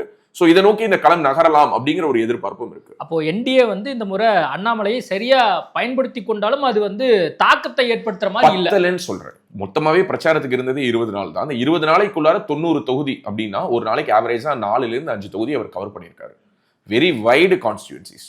ஒரு நாள் பாத்தீங்கன்னா தளியில இருக்காரு, ஒரு நாள் பாத்தீங்கன்னா சென்னையில இருக்காரு, இன்னொரு நாள் பாத்தீங்கன்னா திருவாரூர்ல இருக்காரு, ஒரு நாள் பாத்தீங்கன்னா தொண்டாமுத்தூர்ல இருக்காரு. இவ்வளவு எக்ஸ்டென்சிவா டிராவல் பண்ணி, அதுவும் சாப்பர்ல தான் அவர் போனார். முக்காவாசி ஊர்களுக்கு அவர் இன்னும் சொல்லப்போனா அவர் திருவாரூருக்கு பிரச்சாரத்துக்கு வர அன்னைக்கு அந்த அவர் வர வேண்டிய அந்த ஏர்கிராஃப்ட் வந்து ஒரு ஏதோ ஒரு மிஷின் ப்ராப்ளம் ஆகி லேட்டாக தான் வந்தார் 3 மணி நேரம். எப்போதுமே உங்களுக்கு தெரியும் ஹெலிகாப்டர் மினி ஃபிளைட்ஸ் எல்லாத்துலேயுமே நிறைய உயிருக்கு ஆபத்தான விஷயங்கள் கூட இருக்கு. He never mind. 92 constituency cover பண்ணி முடிச்ச பிறகும் அவர் சொல்லிட்டு இருந்தது என்ன அப்படின்னா, பிரதர் இன்னொரு 20 கான்ஸ்டிடுவன்சிக்கு போக வேண்டிய ஒரு டிமாண்ட் இருந்துச்சு, நான் வாக்கு கொடுத்தேன் என்னால போக முடியல அப்படிங்கிறது தான் அவர் ஒரு வருத்தமா பதிவு பண்ணிட்டு இருந்தாரு. ஸோ அந்த அளவுக்கு அவர் ரொம்ப தன்னை ஆத்மார்த்தமா இந்த வேலைகள்ல ஈடுபடுத்தி. இப்போ ஒட்டுமொத்தமா 27 தொகுதிகளில் பாஜக நின்றுருக்கு. அவங்களுக்கான ஸ்பேஸ் இந்த தேர்தலில் எப்படி இருக்க போகுதுன்னு அவங்க ஒரு 9 தொகுதிகள்ல இருந்து அதிகபட்சம் 12 தொகுதிகள் வரைக்கும் ஸ்ட்ரைக் பண்ணுவாங்க நான் எதிர்பார்க்கிறேன். ஸோ மினிமம் எந்த இடத்துல ஸ்ட்ராங்கா இருக்காங்கன்னு நீங்க நினைக்கிறீங்க? எல்லோருக்கும் தெரிஞ்ச நம்பர்ஸ் தாங்க. நான் இப்போ ஒரு எக்ஸிட் போல் மாதிரி சொல்ல விரும்பல. Avinashi, Modakurichi, Coimbatore north, could be கன்னியாகுமரியில் 5 சீட் வாங்கியிருக்காங்க. அதில் 2-3 சீட்டுகள் வரைக்கும் கன்வெர்ட் ஆகலாம். சாத்தூரில் வின் பண்ணுவாங்க. அப்புறம் ஊட்டி வந்து அன்எக்ஸ்பெக்டட் ஒரு சீட்டை அந்த ஊட்டியில் வந்து போட்டியிட்ட வேட்பாளர் போஜராஜன் அவர்கள் வெல்வதற்கான வாய்ப்புகள் ரொம்ப பிரகாசமாக இருக்குது. ஸோ அப்புறம் அப்படியே பார்த்தீங்கன்னா இந்த புதுக்கோட்டை, அறந்தாங்கி, கந்தர்வக்கோட்டை இந்த 3 கான்ஸ்டிடுவன்சியில் ஏதாவது ஒரு கான்ஸ்டிடுவன்சியாவது கண்டிப்பாக ஸ்ட்ரைக் பண்ணுவாங்க நான் நம்புகிறேன். மானாமதுரை ஒரு 50-50 வாய்ப்பு இருக்குது. திருவாரூர் ஒரு 50-50 வாய்ப்பு இருக்குது. ராஜபாளையம் 50-50 வாய்ப்புகள் இருக்குது. ராஜபாளையத்தில் இன்னும் சொல்ல போனால் பெட்டர் ரிசல்ட்ஸ் வரும்னே சொல்கிறாங்க. So let's wait and watch. இப்படி பார்த்தீங்க அப்படின்னா தமிழ்நாடு முழுக்க Mylapore is also turn out good, நல்ல ஒரு ரிசல்ட் எதிர்பார்க்கலாம்னு சொல்கிறாங்க. 27 கான்ஸ்டிடுவன்சியில் வீக் கான்ஸ்டிடுவன்சி இருந்தது. நான் ஓப்பனாக சொல்கிறேன். ஆமாம் 27 இன்னும் கொஞ்சம் பெட்டராக வாங்கியிருக்கலாமா, நான் வாங்கியிருக்கலாம். ஆனால் ஒரு கூட்டணிங்கிறது நாம ஜெயிக்கிற கான்ஸ்டிடுவன்சிஸை மட்டுமே கேட்டு வாங்கிக்கிறது கிடையாது. ஒரு கூட்டணிங்கிறது நாம ஜெயிக்கிற கான்ஸ்டிடுவன்சி அவங்களுக்கு விட்டு கொடுக்கணும், அவங்க ஜெயிக்கிற மாதிரி இருக்க கான்ஸ்டிடுவன்சியை நம்ம கேட்டு வாங்கணும். இப்போ அவினாசி மாதிரியான ஒரு கான்ஸ்டிடுவன்சிக்கு அதிமுகவோட ஒரு கோட்டை அதை அவங்க விட்டு கொடுத்துருக்காங்க. ஸோ அப்போ பதிலுக்கு இவங்க ஒரு கான்ஸ்டிடுவன்சி விட்டு கொடுக்குறாங்க. பட் இந்த 27 சீட் அப்படிங்கிறத ஜஸ்டிஃபை பண்றீங்களா நீங்க பர்சனலா ராஜவேல், நீங்க வந்து இதை ஏத்துக்கிறீங்களான்னா என்னால் அதை ஏத்துக்க முடியல. நான் அது ஓப்பனா சொல்றேன். 27 தொகுதி இதுதான் அப்படிங்கிறத என்னால் ஏத்துக்க முடியல. ஆனா இந்த 27 தொகுதிக்குள்ளார என்ன பெட்டரா பண்ண முடியுமோ அதை பண்ணிருக்காங்களான்னு கேட்டீங்கன்னா பெட்டரா பண்ணிருக்காங்கன்னு நான் நம்புறேன். ஸோ அதனால தான் நான் என்னோட ஸ்ட்ரைக் ரேட் சொல்றேன். இப்போ 4 எம்எல்ஏக்கள் இருக்காங்க. இது குறைந்தபட்சம் 8 எம்எல்ஏக்களாவது ஆகும் அப்படின்னு நான் நம்புறேன். குறைந்தபட்சம் 4 8 ஆயிடுச்சு அப்படின்னாலே 8 அடுத்தது 10 16 ஆகும். பாஜக வளர்ச்சியை நோக்கி நகரும் நான் நம்புறேன். இப்போ தாவேக ஆதரவாளர்கள்லாம் அடுத்து விஜய் தான் சிஎம் ஆக போறாரு அப்படின்லாம் பேசிட்டு இருக்காங்க. அப்போ வரப்போறது தாவேக ஆட்சியா அவங்க நினைக்கிற மாதிரி, இல்ல வந்து திமுக நினைக்கிற மாதிரி திமுக ஆட்சி வரப்போறதா, இல்ல நீங்க நினைக்கிற மாதிரி அதிமுக ஆட்சி தான் வரப்போறா? திமுக அதிமுகவுக்கு இடையில தான் இந்த முறை யார் ஆட்சி அமைக்க போறாங்கிற போட்டிங்க. அதுல எனக்கு எந்த விதமான மாற்று கருத்தும் கிடையாது. தாவேக நல்லா பர்ஃபார்ம் பண்ணியிருக்காங்க, சூப்பரா ஒர்க் பண்ணியிருக்காங்க, நல்ல ரிசல்ட்ஸ் வரும், நல்ல பர்சன்டேஜ் வரும். இது வரைக்கும் நான் ஒத்துக்கிறேன். எனக்கு இதுல மாற்று கருத்து கிடையாது. பட் தமிழ்நாட்டில் தாவேக ஆட்சி அமைப்பாங்க அப்படின்னு நீங்க சொன்னீங்கன்னா நான் இப்பவே வேணா இந்த வீடியோ வேணா நீங்க ரெக்கார்ட் பண்ணி வச்சுக்கோங்க. நான் வேணா எழுதி கையெழுத்து போட்டு தரேன். மற்றவங்கள மாதிரி நான் வந்து தேர்தல் கருத்து கணிப்பு நடத்த மாட்டேன் அப்படின்னு சொல்லிட்டு திரும்ப நான் கருத்து கணிப்பு நடத்திட்டு இருக்க மாட்டேன். நான் வந்து இனிமேல் அரசியல் பேசுறதை விட்டுருவேன்னு சொல்லிட்டு திரும்ப பேசிட்டு இருக்க மாட்டேன். நான் சேனலை மூடிடுவேன்னு சொல்லிட்டு திரும்ப சேனல் நடத்த மாட்டேன். நான் எழுதி கையெழுத்து போட்டு தரேன். தாவேகா ஆட்சி அமைத்தால் நான் சேனல்ல நான் பேசுறத என்ன இனிமே இதுதான் நான் கொடுக்குற கடைசி நேர்காணலா இருக்கும்னு கூட வச்சுக்கோங்களேன். ஆட்சி அமைக்க மாட்டாங்க. நான் ரெக்கார்ட் பண்றனோ இல்லையோ தாவேகா ஆதரவாளர்கள் ரெக்கார்ட் பண்ணி வச்சுப்பாங்க. தாராளமா ரெக்கார்ட் பண்ணி வச்சுக்க சொல்லுங்க. எனக்கு அவங்க வரக்கூடாதுன்னு எண்ணம் இல்லை. இந்த தேர்தல் அவங்க வரலைங்கிறது நிதர்சனம். இந்த எண்ணத்தை சொல்றேன். தமிழ்நாட்டுல ஒரு மாற்ற அரசியல் வந்துடாதாங்கிற ஒரு நோக்கத்துல தான் சீமான் பின்னாடி போனோம். சீமான் பின்னாடி போனதுக்கு பிறகு இது மாற்றம் இல்லை, இது ஏதோ ஒரு ஏமாற்றமா இருக்குது அப்படிங்கிற ஒரு எண்ணத்துல அதுல இருந்து விலகணும், முரண்பட்டோம், அப்படியே நகர்ந்தோம். ஈவன் தோ நான் பார்ட்டி மெம்பரா இல்லைனாலும் அதற்கு பிறகு கமல் ஒரு மாற்றா இருக்க மாட்டாரா, அண்ணாமலை ஒரு மாற்றா இருக்க மாட்டாரா, அல்லது வந்து இப்படி எல்லா விதமான விஷயங்களையும் நம்ம பார்க்க நமக்கு தெரிகிற ஒரு விஷயம் என்னன்னா, திமுகவும் அதிமுகவும் தங்களுடைய கிரவுண்டை இன்னமும் ஸ்ட்ராங்கா தான் வச்சிருக்காங்க. நாம நினைக்கிற மாதிரி அவங்கள ஒரு நாள்ல அசைச்சு தூக்கி போட்டுட்டு நாம வந்து ஸ்ட்ரெயிட்டா அந்த கட்டில வந்து உட்கார்ந்துடலாம், அந்த ஆட்சி அரியணையில வந்து உட்கார்ந்துடலாம் அப்படிங்கிறது கலை யதார்த்தம் இல்லைன்னு நான் சொல்ல வரேன். தாவேகாவுக்கு அதுக்கான வாய்ப்புகள் இருக்கான இருக்கு. பட் அதுக்கான ப்ராசஸ் அப்படிங்கிறது ரொம்ப பெருசுன்னு நான் உணர்றேன். நான் கிரவுண்டை பார்த்த அளவுக்கு உணர்றேன். நான் இப்போ உங்கள்கிட்ட 2 கான்ஸ்டியூன்சி சொன்னேன். சென்னைக்குள்ளாரே வேளச்சேரி, ஆலந்தூர் கம்பேரிசன் சொன்னேன். திருவாரூருக்கும் கும்பகோணத்துக்கும் கம்பேரிசன் சொன்னேன். இப்படி ஒவ்வொரு ஊர்லயும் என்னால் சொல்ல முடியும். இப்போ ஒரு உதாரணத்துக்கு நாங்கள் எங்களோட டீம் குமாரபாளையம்ல ஒர்க் பண்ணோம். குமாரபாளையம் அப்படிங்கிறது அமைச்சர் தங்கமணியினுடைய சிட்டிங் கான்ஸ்டியூன்சி. என்னால் அங்க தாவேகா வேட்பாளர் களத்துல பார்க்கவே முடியல. விசாரிச்ச வரைக்குமே நிறைய பேர் சொன்னது என்னன்னா, தாவேகா வேட்பாளர்களை நாங்கள் பார்க்கவே இல்லை. உதாரணத்துக்கு பல்லாவரத்தில் நான் வந்து சில பேர்கிட்ட பேசும்போது அவங்க என்ன சொன்னாங்கன்னா, நாங்க வேட்பாளரே பார்க்கல, ஆனா நாங்க போட்டது விஜய்க்கு தான் போட்டோம். அந்த பெர்சன்டேஜ் எவ்வளவு, அது வந்து நிறைய இடங்கள்ல நம்மளால அந்த பெர்சன்டேஜ் எவ்வளவு இருப்பாங்கன்னா அது ரொம்ப கம்மியா. நீங்க சொன்ன உதாரணம் நானும் நிறைய உதாரணம், அந்த பெர்சன்டேஜ் கம்மியா இருப்பாங்கன்னு சொல்ல வரேன். இப்போ ஒரு உதாரணத்துக்கு நான் பர்சனலா இந்த தேர்தல் காலத்துக்கு போயிட்டு ஒவ்வொருத்தவங்க கூட பேசும்போது என்னென்ன காரணங்களால அவங்க ஓட்டு போட மாட்டாங்கன்னு சொல்ற காரணத்தை சொல்றேன். நான் என் கட்சி, நான் வந்து உதயசூரியன் கட்சியை சேர்ந்தவன், ஆனா என் வேட்பாளர் என் வீட்டு வாசலுக்கு ஓட்டு கேட்டு வரல, நான் போட மாட்டேன், இப்படி காரணம் சொல்றவங்க இருக்காங்க. ஒரு முறை நான் மதுரைக்கு போயிருந்த பொழுது ஒரு ஆட்டோ ஓட்டுநர் கூட பேசிட்டு இருக்கேன். அப்ப அந்த ஆட்டோ ஓட்டுநர் கிட்ட கேட்கிறேன், எப்படா எண் மக்கள் யாத்திரை, ஏங்க பிஜேபிக்கு ஓட்டு போடுவீங்களான்னு கேட்டேன். அவர் போட மாட்டேன்னாரு. ஏங்க அப்படின்னு, அவங்க நொட்டாங்கையில வணக்கம் சொல்றான்னு சொல்றாரு. ஓகே, அவர் சொன்ன காரணம் என்னங்க நொட்டாங்கையில வணக்கம் சொல்றாருன்னா என்ன சொல்ல வரீங்கன்னு. இல்லைங்க, அவங்களுக்கு மரியாதை தெரியல, இடது கையால வணக்கம் சொல்றாங்க. ஏன்னா நீங்க மேடைகள்ல பாத்தீங்கன்னா வடநாட்டில இருந்து வரக்கூடிய தலைவர்கள், அது ராகுல் காந்தியா இருக்கட்டும், அமித்ஷாவா இருக்கட்டும், மோடியா இருக்கட்டும், அவங்களுக்கு வடது இல்லதெல்லாம் டிஃபரன்ஸ் கிடையாது. அவங்க அங்க எப்போதும் இப்படி கை காட்டுவாங்க, இங்க கை காட்டுவாங்க. இது வந்து ஒரு நேச்சுரலா அவங்க பண்ணக்கூடிய ஒரு விஷயம். ஒரு மதுரையை சேர்ந்த ஒரு ஆட்டோ ஓட்டுநர் எனக்கு சொன்ன அந்த அரசியல் படம் இருக்குல்ல, அதை எந்த ஒரு செஃபாலஜிஸ்டும் படிச்சிருப்பாரான்னு எனக்கு தெரியாது. பிரசாந்த் கிஷோர் படிச்சிருப்பாரா, சுனில் படிச்சிருப்பாரா, ஜான் ஆரோக்கியசாமி படிச்சிருப்பாரா, ஜெவிசி ஸ்ரீராம் படிச்சிருப்பாரா எனக்கு தெரியாது. ரொம்ப சிம்பிளா சொன்னாரு. நான் மறுநாள் திரு அண்ணாமலை அவர்களை சந்திக்க வாய்ப்பு கிடைத்த பொழுது திரு அண்ணாமலை அவர்கள்கிட்ட சொன்னேன், ஆனால் நீங்க யாத்திரை போகும்பொழுது கூட்டத்தில் அவர் நடந்து போகும்பொழுது அவரும் கை காட்டுவார், இப்படி கை காட்டுவார், இப்படியும் கை காட்டுவார் சில நேரங்களில். நான் சொன்னேன், ஆனால் இனிமே இந்த லெஃப்ட்டை கட் பண்ணிடுவோம், ரைட்ல மட்டுமே நீங்க கை காட்டுங்கண்ணே. ஒரு மதுரையில இருந்து ஒரு ஆட்டோ ஓட்டுநர் இப்படி சொன்னாருன்னு இந்த மைக்ரோவான ஒரு அப்சர்வேஷனை அவர் கடைசி வரைக்கும் ஃபாலோ பண்ணாரு. அதற்கு பிறகு மதுரைக்கு பிறகு அவருடைய யாத்திரையில் அவர் நடந்து செல்லும் பொழுது எங்கேயுமே அவர் இடது கையால யாருக்கும் வணக்கம் சொல்லியிருக்க மாட்டார். தமிழ்நாட்டை பொறுத்தவரை உதயசூரியன் என்று கை காட்டும் பொழுது, கலைஞர் கருணாநிதி இருந்த பொழுது இப்படிதான் காட்டுவார், ஜெயலலிதா இப்படிதான் காட்டுவாங்க. என்னைக்காவது இப்படி காட்டி பார்த்திருக்கீங்களா? ஆனா அமித்ஷா இப்படியும் கை காட்டுவார், இப்படியும் கை காட்டுவார். ஏன்னா அது அவங்களோட இயல்பு. அங்க இந்த லெஃப்ட் ரைட்டுக்கு இது இடது கை, இது வலது கை, இது நொட்டாங்கை. ரைட்டா இருந்தாலும் லெஃப்டா கை காட்டுறாங்க. நீங்க தாவேகா ரசிகரா மாறினதுல இருந்து நீங்க உங்களோட ஹியூமர் சென்ஸ் பயங்கரமா கூட்டிடுச்சு. இளைய தளபதி மாதிரியே ஹியூமர் பண்றீங்க. பட் எனிவே இது ஒரு உதாரணம். எதுக்குன்னா ஒருத்தனுக்கு ஓட்டு போடக்கூடாதுங்கிறதுக்கு நொட்டாங்கையில வணக்கம் சொல்றாங்கிறது ஒரு காரணமா ஒரு ஆட்டோ டிரைவர் சொல்ல முடியும்னா, தாவேகாக்கு ஓட்டு போடுறதுக்கும் காரணம் சொல்ல முடியும், ஓட்டு போடாம இருக்கிறதுக்கும் காரணம் சொல்ல முடியும். விஜய்க்காக, விசிலுக்காக மட்டுமே விழுந்த ஓட்டுக்களை நாம் கொண்டாடுவதற்கான காரணங்கள் போதுமான அளவு இருக்கிற மாதிரியே நான் அடுத்த விஷயத்துக்கும் வரேன். இதனுடைய விளைவு என்னங்கிறதையும் நம்ம பேசணும். ஓகே, அவர் ஓட்டு வாங்குறாரு, பர்சன்டேஜ் வாங்குறாரு, ஆனா எதுக்காக இந்த ஓட்டு விழுது அப்படிங்கிறத நம்ம உணர வேண்டிய ஒரு நேரம்னு நான் பாக்குறேன். உங்களுக்கு பிடிச்சாலும் பிடிக்கலைனாலும் தமிழ்நாட்டினுடைய வளர்ச்சியில, இந்த உள்கட்டமைப்புல, இந்த மெடிக்கல் ஃபெசிலிட்டிஸ்ல, இந்த கல்வி மேம்பாட்டுல திமுக அதிமுகங்கிற 2 திராவிட கட்சிகளுடைய பங்களிப்புங்கிறது பெருசு.